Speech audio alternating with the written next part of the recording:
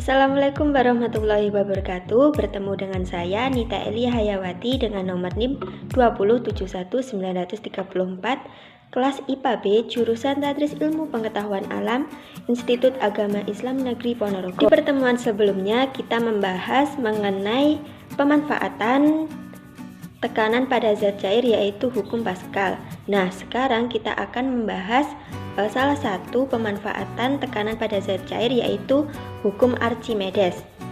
Apa kalian pernah melihat kapal selam? Ada yang tahu kenapa kapal selam tidak tenggelam? Loh Bu, padahal kan kapal selam itu kan berat, kenapa nggak tenggelam? Nah, betul sekali, inilah salah satu penerapan dari hukum Archimedes. Gaya Archimedes itu apa sih Bu? Perlu kalian ketahui, gaya Archimedes ialah hubungan antara gaya berat dengan gaya ke atas atau gaya apung pada suatu benda jika dicelupkan atau dimasukkan ke dalam suatu zat cair. Dengan adanya gaya ke atas atau gaya apung, benda yang berada di dalam zat fluida beratnya akan berkurang. Itu mengapa benda yang diangkat di dalam zat cair akan terasa lebih ringan dibandingkan diangkat di darat. Bunyi hukum Archimedes sendiri yaitu suatu benda yang dicelupkan sebagian atau seluruhnya ke dalam fluida akan mengalami gaya ke atas yang besarnya sama dengan gaya berat fluida yang dipindahkan oleh benda tersebut. Nah, untuk memahami lebih lanjut mengenai hukum Archimedes, kita akan melakukan praktikum sederhana sebagai berikut. Alat dan bahan yang digunakan diantaranya yaitu sendok, garam dapur, telur, wadah, dan yang terakhir air. Pertama, kita masukkan air ke dalam wadah sesuai ukuran, sama ukuran.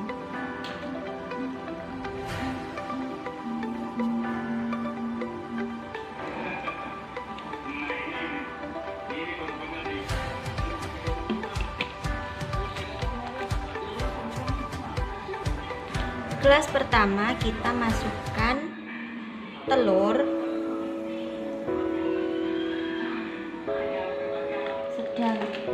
sedangkan gelas kedua kita tambahkan garam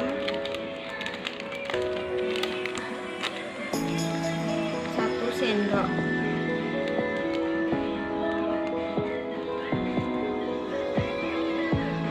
Kemudian kita aduk sampai garamnya larut.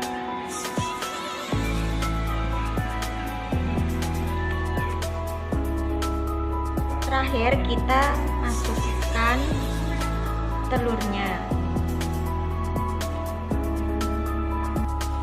Terakhir pada gelas ketiga juga kita tambahkan garam sebesar 2 sendok.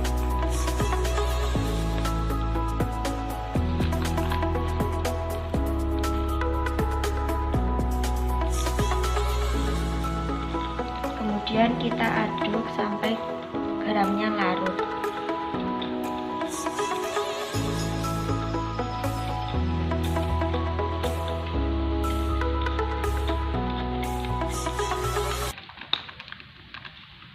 Terakhir kita masukkan telurnya.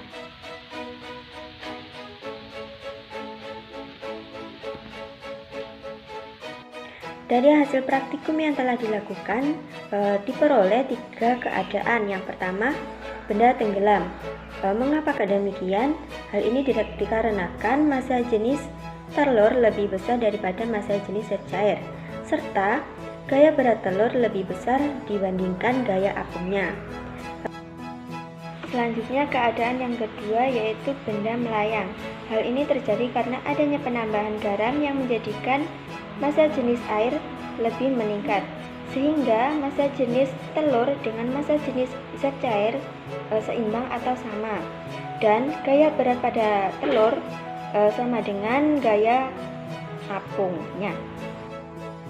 Selanjutnya, keadaan yang ketiga yaitu benda terapung. Hal ini dapat kita lihat bahwasanya sebagian telur muncul di permukaan air. Mengapa demikian? Karena dengan penambahan garam yang semakin banyak membuat massa jenis zat cair semakin meningkat, sehingga telur dapat terapung atau mengambang, dan gaya apung juga semakin besar pula. Sekian dari saya, bila ada kurang lebihnya mohon maaf. Wassalamualaikum warahmatullahi wabarakatuh.